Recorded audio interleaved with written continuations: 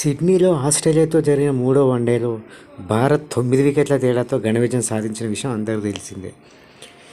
ఈ మ్యాచ్ అనంతరం రోకో ద్వయంతో మాజీ క్రికెటర్లు ఆడమ్ గిల్క్రిస్ట్, రవిశాస్త్రి మాట్లాడారు. ఆస్ట్రేలియాకు రావడం, ఇక్కడ క్రికెట్ ఆడడం అంటే చాలా ఇష్టం. 2008లో ఇదే మైదానంలో హాఫ్ సెంచరీ చేసి మ్యాచ్ను ముగించా. అది నాకు మధురమైన జ్ఞాపకం.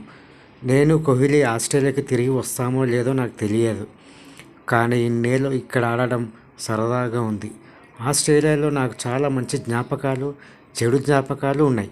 ఇక్కడ క్రికెట్ ఆడడాన్ని ఎల్లప్పుడూ ఆస్వాదించా. మమ్మల్ని ఆదరించిన ఆస్ట్రేలియా ప్రజలకు కృతజ్ఞతలు.